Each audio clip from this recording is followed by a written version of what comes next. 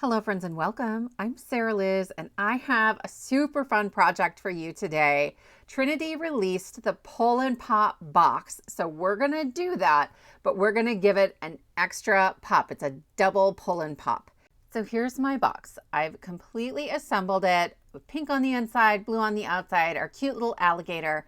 And then when you pull this out, it pops up with Snappy birthday and some balloons and confetti. You guys, I love this, and the bright vivid colors just give it a little extra something for me. If you watch it from the side, like, it's a huge pop. So I promise you, this is pretty simple and you can do it too.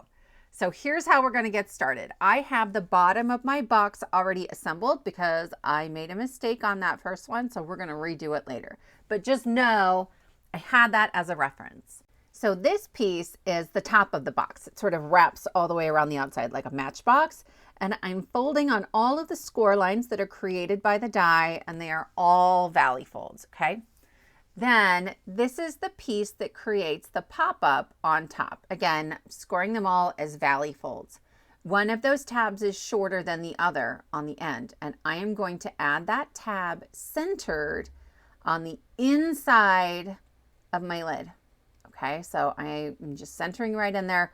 Both ends are the exact same size, so it doesn't matter which one. That's going to be the back of the box. Then I can fold my flaps so that they overlap just slightly. You get about 1/4 inch, and I'm going to add some glue. You could also use some rip and stick tape. I didn't think about it at the time. So I'm really taking my time, making sure that glue gets a chance to dry. But if you used rip and stick, or if you used rip and stick and glue, a lot of times that works really, really well for 3D projects. There are dies that cut out little pieces that go on the sides of this box and then on the back and front of the pink box. So I just grabbed a scrap from my bin and cut out 2 of these to add onto the sides, a little white on blue polka dot pattern.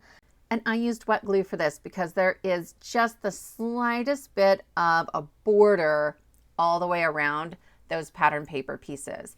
On the front and back of the box, you don't have a border, and that's important. So here's my prototype. I have the piece that pops up on the box, and then I've added a piece of acetate, all right? On my prototype, it's about 1/2 inch wide. It just fits right inside that slot. But for this one, I'm going to use this shovel from the Shovel and Pail shaker die, along with the alligator and the Snappy birthday from the Snappy birthday stamp set. And then this is a little slow, and I just took the balloons and some of the confetti. I love that I have dies to bubble cut around Snappy birthday and dies that cut around the confetti. Like, what? So I colored everything ahead of time just to save us some time.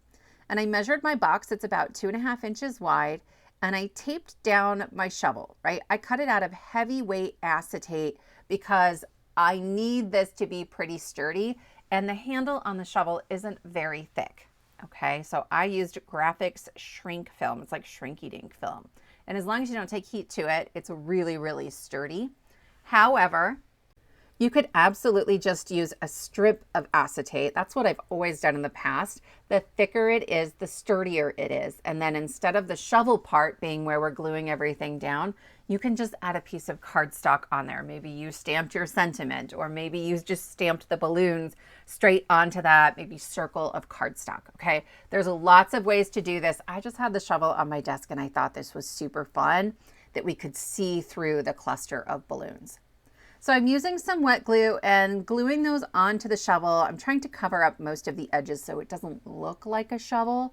And I'm making sure that I'm staying inside of the mint tape that I have on the left and right. My box is 2.5 inches, so that tape is at 2.5 inches. When I put these down, if a little glue oozes out, I just use my little pickup stick and kind of go around the edges and try to clean that up. If it's a bigger mess, sometimes I'll put a little water or rubbing alcohol in a Q-tip, but because these are colored images, I really didn't want to risk smearing anything. Okay, so here's the balloons and the Snappy birthday, and I thought about adding die cuts behind it to cover up that coloring, but I didn't want it to be too heavy. The lighter this is, the better the pop will be. And I'll be honest, as I'm storing this before I give it away, I don't have that tucked down into the drawer. okay? I know that over time, the plastic can get a bend to it, and I want this to keep its pop. I've added on a couple pieces of confetti, and now we can start working on adding this to the box. This is the box I assembled first, and I could use this pink box. There is room. I just stuck my little pokey tool right down where that finger pull tab is. I'm going to clip off the shovel so it's the right height, but I don't have a way to get double-sided tape down in there at this point, and I really want that as an added security measure just to make sure it's not going anywhere. So we're going to fold one together. I go around all of these score lines and I fold everything as mountain folds.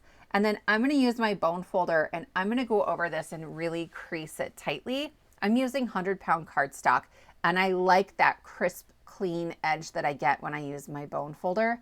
But you could use 80-pound for this. I love that the box has these wraparound pieces. So each wall is 2 pieces of cardstock thick and it makes it super sturdy. Once I have everything folded and burnished, I'm going to bring in my wet glue. You could bring in some rip and stick tape here and it would help give you that quick, immediate grab as well as the sort of long lasting grab I think you get from wet glue. I didn't bother, right? I don't mind doing this with wet glue.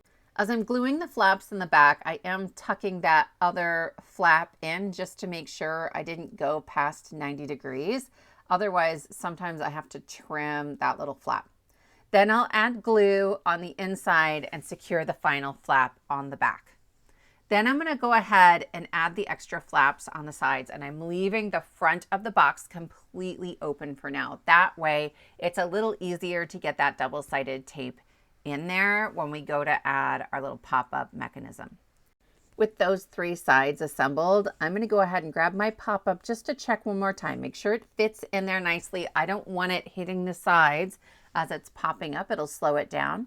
And I've added rip and stick tape right along the score line that's right up against the bottom of the box.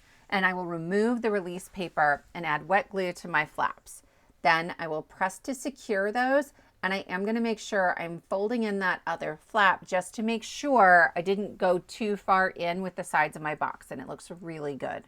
Before I secure the last flap, I am going to stick the end of that shovel down through the hole and into that rip and stick tape, okay? And it's going to hold that in place while I finish securing everything with adhesive. So I am using a combination of that double-sided tape and wet glue. But if I'm honest, acetate doesn't like to stick to anything. So we're going to go one step further.